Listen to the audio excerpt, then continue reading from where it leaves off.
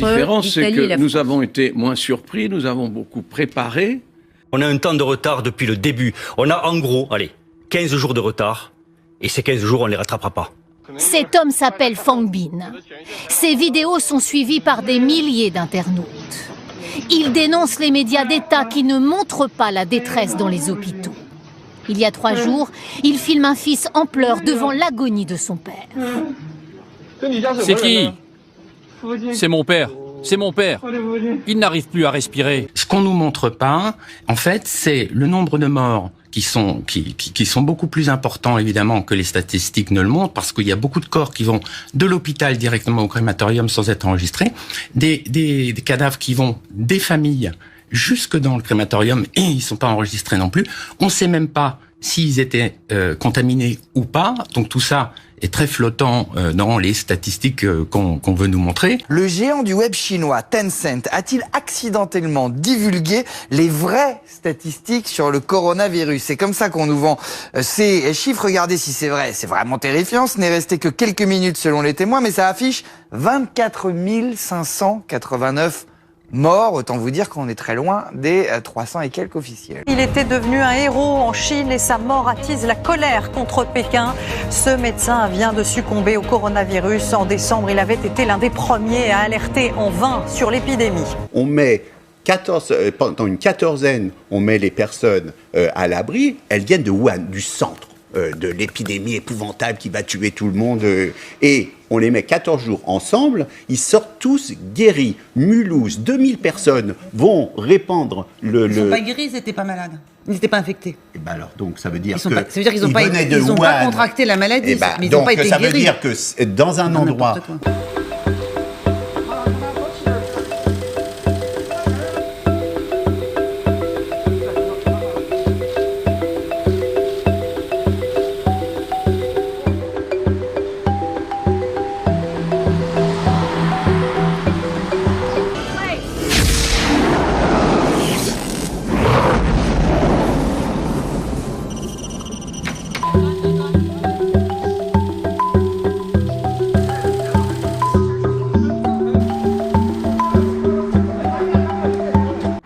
Départ fin décembre, sur l'un de ses comptes, il avertit.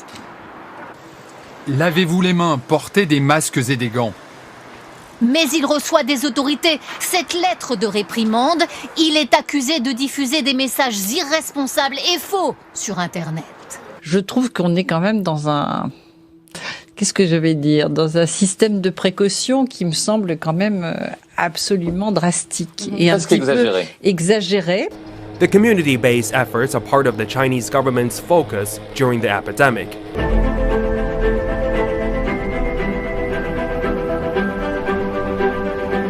Alors je me dis, il y a eu de très mauvaises grippes, je reviens à la grippe parce que finalement le coronavirus c'est un peu, on va dire, une très mauvaise grippe, un mauvais rhume, même si on ne sait pas bien d'où ça vient, comment ça va évoluer, je ne sais pas, mais... Et alors, vous êtes inquiet vous personnellement? Non. Non seulement je suis absolument pas inquiet. C'est un virus de plus. On le dit souvent, c'est une forme de grippe. Je suis pas très inquiet. Vous pouvez voir ici les taux de décès par tranche d'âge du Covid-19 comparés à la grippe et constater que c'est un petit peu plus violent. Le docteur avait dû s'engager à se taire alors qu'il avait raison dès le départ. Sa disparition aujourd'hui fait exploser l'indignation des Chinois déjà à cran face à la progression du virus. Nombre d'entre eux n'ont désormais plus peur de critiquer publiquement le parti. Actuellement, on est totalement démunis, il faut quand même le dire. Il faut qu'il y en ait un qui se lève et qui le dise. On n'a pas de masque, on n'a pas de moyens de protection. On n'a rien, on veut même pas tester les soignants libéraux. Quand un soignant libéral qui a les symptômes de la maladie demande d'être testé, l'ARS le refuse.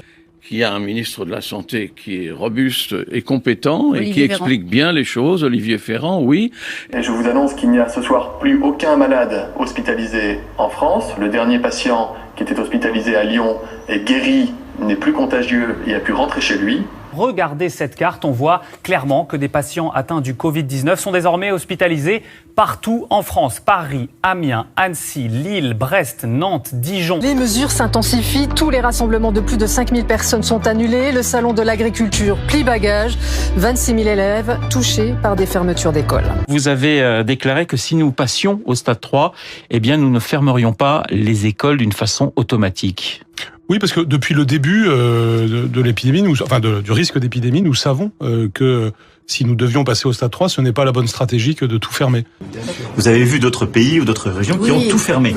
Pourquoi on ferme pas tout? Parfois, les gens nous demandent. Si on fermait tout, il y aurait plus de soignants. Parce que si on ferme toutes les écoles, dès qu'il y a un problème, il n'y a plus personne qui peut... C'est aussi pour ça qu'on est proportionné. L'OMS classe la contagion au coronavirus en pandémie, soit toute la population mondiale concernée. L'Italie la plus touchée après la Chine. Jusqu'à nouvel ordre, les crèches, les écoles, les collèges, les lycées et les universités seront fermés. Tous les hôpitaux s'attendent à un afflux de malades en détresse respiratoire. Partout, les opérations non urgentes sont reportées. L'on recense les lits disponibles dans les services de réanimation. On fait l'inventaire des respirateurs artificiels. Comme le confient aux Parisiens de nombreux soignants qui travaillent dans les zones les plus touchées par le coronavirus, eh bien de plus en plus de professionnels de la santé dans les hôpitaux ont dû renoncer à intuber les patients de 70 ans et plus. Les réanimations de Belfort, Besançon, Mulhouse et Colmar sont saturées et la situation se dégrade de jour en jour. Et nos confrères qui sont à Strasbourg, qui sont dans l'Est, qui sont à Mulhouse aujourd'hui, vivent une situation extrêmement difficile. Et quand je dis extrêmement difficile, je veux dire par là qu'ils donnent tout. Et toute la question, c'est de se demander combien de temps on peut durer quand on donne tout. Nous ne sommes qu'au début de cette épidémie. Nous avons anticipé, nous nous sommes préparés. On reste au monde entier. Nous sommes au CACH de Nanterre. Ma collègue infirmière et moi, on va dans une chambre d'un patient infecté. On n'a pas de matériel, on est obligé d'adapter. Pas assez de bras et pas assez de matériel selon elle. Aucun stock de blouses imperméables par exemple. Là je mets ça en plus pour protéger des projections pendant le soin. C'est un peu du bricolage, oui. Regardez comment nous sommes habillés. Est-ce que ça nous protège? Je ne sais rien. Non, on attend toujours la carte de garde pour qu'elle vienne avec le matériel. Et le masque, il n'est pas bon. Normalement on devrait avoir des lunettes, mais on n'a pas assez de stock. Le masque chirurgical, il est pas adapté pour les cas confirmés. Donc il nous faut des masques FFP2. Et ça, on n'en a pas, on n'a plus de stock. Mais à quoi ils jouent ces gens? Ils nous donnent pas de masque, ils veulent même pas qu'on soit testé. Ils veulent quoi? Ils veulent qu'un médecin contamine ses patients, c'est ça qu'ils veulent vraiment? Est-ce qu'ils imaginent que le rôle d'un médecin c'est de contaminer des patients? Le rôle d'un médecin c'est de soigner des patients. Actuellement, vous savez ce qu'on fait? On fait comme le sous-officier de la coloniale, on se démerde. C'est-à-dire qu'on est en train nous-mêmes de trouver des protocoles, des choses pour se débrouiller parce qu'on est en manque. On est en manque de tenue, on est en manque de tests, on est en manque de tout.